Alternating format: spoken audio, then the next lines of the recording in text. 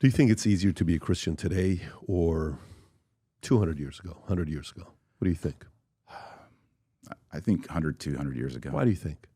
The pressure on us, especially young people, I think really like teenagers, 20-year-olds, the culture is so opposed to Christian faith, Christian belief right now.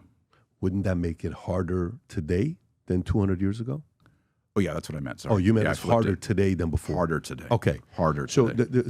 And can you unpack that? Go a little bit deeper into why you think it's harder today than 200 years ago. Yeah, I mean, we have children, and you just think about if you grew up a couple hundred years ago, you were in a cohesive, if you're in the West, you're growing up in a cohesive Christian society.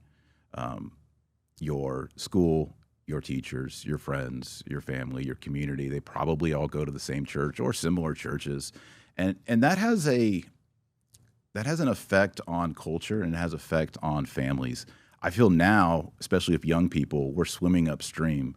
You know, they are just bombarded with TikTok and Instagram and social media, and there are so many different viewpoints that are opposed to Christianity that are being thrown in their face. So, you know, they might be exposed to, you know, I don't know, 5 anti-Christian thoughts, moments, whatever, a day. Probably even more, actually. And then how much time are we spending with our kids to teach them, to catechize them? You know, it's just not enough to send them to Sunday school anymore. So we're swimming upstream. And you look at the numbers, you look at the statistics. I mean, we're moving into a post-Christian society, and young adults are not identifying as much. Now, those numbers have leveled out this year. We were seeing a lot of decline. Now we're starting to see flatline with young adults. So that's a good sign, but it's still not great. You know, it's still not positive. It's not up and to the right. How much you think propaganda has been around for a long time, right? How much of propaganda you think was more used 200 years ago, 100 years ago versus today? What's easier, the usage of propaganda for and or against a church or religion, anything? The power of propaganda, humans haven't changed. And power structures haven't changed. So I think propaganda, whether you're defining it good or bad, I think has an equal power. It's just that now I think we're in the minority, culturally speaking. So we don't have the strength and the influence and the universal presence to, if you want to use the word, propagandize our culture, our society, our young people.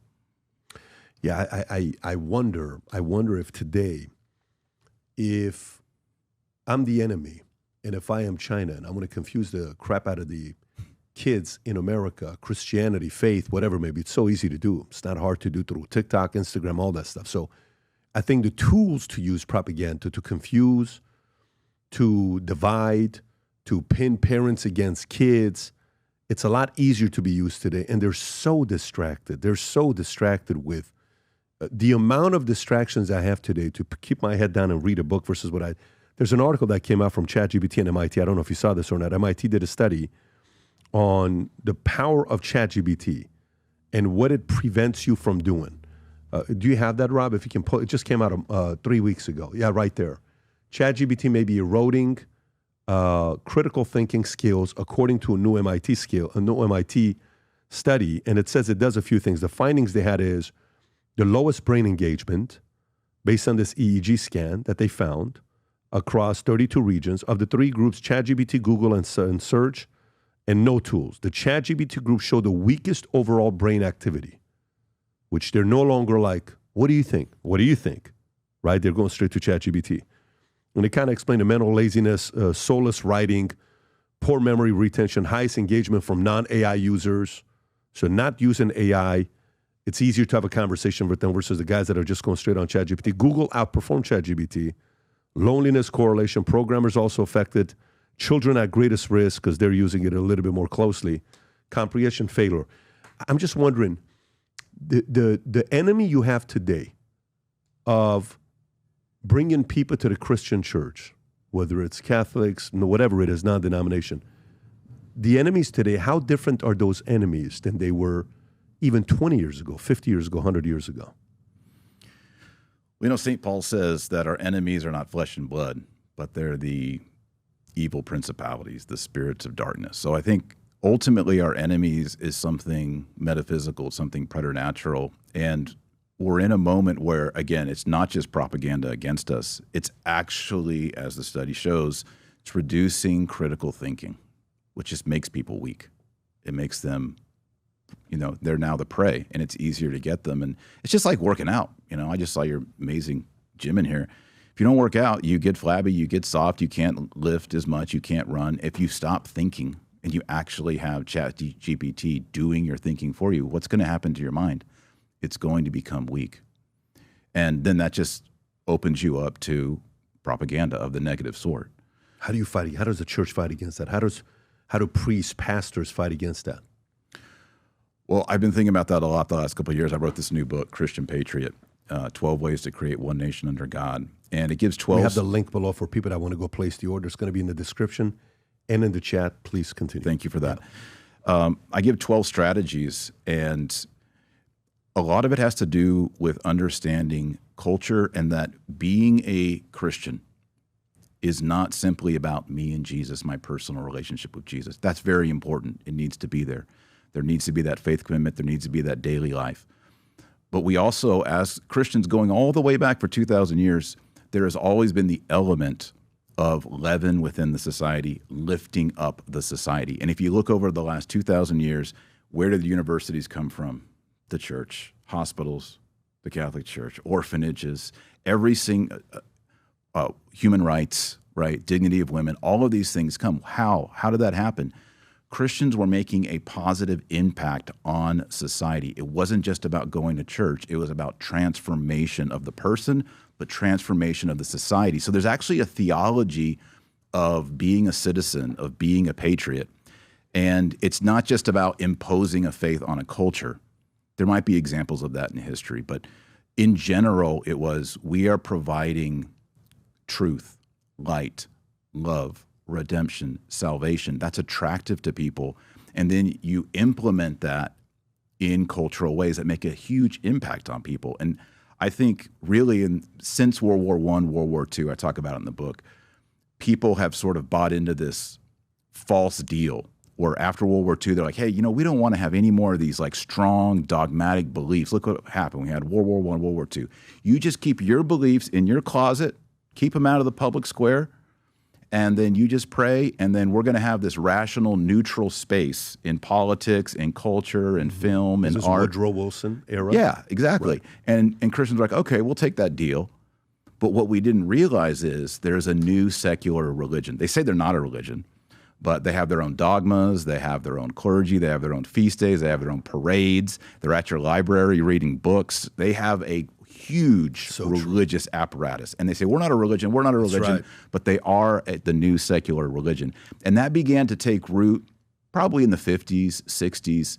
And I think people of good faith, Christians, were like, yeah, I'm going to keep Christ is important to me, Christianity is important to me, I want to be a disciple of Jesus Christ. But they kept it, and they allowed the public space to be neutral. And that vacuum has filled in with a new secular religion, and that's what we're fighting against. So we should have never taken that deal, and we should have filled that vacuum, or never allowed a vacuum to be created. We should have held a Christian standard, Christian excellence, virtue ethics, natural law, all these things that we had enshrined in what we call Western culture. It's really Christendom is the proper term. What we had in Christendom, and we've retreated, and now we're fighting a huge beast, Goliath. Yeah, so it's interesting when you're saying we used to, before we had social programs, you go to the government for a social program. Exactly. You got your social program from the church. That's right. That's where you got it from. Before you needed unemployment, the church gave you the unemployment benefits, right? That's correct. Before you needed a place to stay, they got you a place to stay, right? Before you have to go through the government and taxpayers, and it wasn't the taxpayers. All of that was based on 10% of some of the people that were giving willingly, and some didn't want to give, and most that didn't give. And you still, with that 10%, were able to get it to take care of your local community until this thing got bigger, thinking we need more money. And what's better is, Pat, you could say, well, I have a lot of money. I was raised an orphan or whatever. I want to support this orphanage. And it was charity. It was actual charity that you were doing it. Totally makes sense. Or I want to fund this department at the university. Wealthy Christian excellent patriarchs were doing this for centuries and centuries. That's how all these cathedrals were built, and universities and town squares and piazzas and all of this beautiful. Everyone loves to go to Europe because they love to see all the beautiful stuff. Yeah, that was the church that did that. And that's the way we used to think. And we have retreated. And now we have this new secular religion building ugly buildings and trying to influence our kids through TikTok and take over. They're doing their own evangelization. They're doing their own missionary work. And we're sitting here thinking, well, we can't impose. I don't want to impose my faith on other people, so I'll just be quiet. Well, we lose that war every time. And again, I'm not talking about coercing people. You must become a Christian or you're going to prison. But we still have. It's okay for us to say, okay, well, if you're going to cite, Karl Marx and Shea and all these guys, well, I'm going to quote Moses. I'm going to quote Jesus Christ, St. Paul. Like, let's go. Battle of ideas. That's how we used to be, and we used to be a dominant culture. And we haven't even talked about Islam, but that's also, I think, in America, it's this new secular religion. The new secular religion is way advanced in Europe, and now that vacuum's starting to be filled with Islam. Hey, I'm Dr. Taylor Marshall, and I run a podcast and write books on philosophy, theology, Catholicism. My wife and I have 8 children, so if you'd like to connect and ask me any questions on any of these topics or anything else, please connect with me on Connect. If you enjoyed this video, you want to watch more videos like this, click here. And if you want to watch the entire podcast, click here.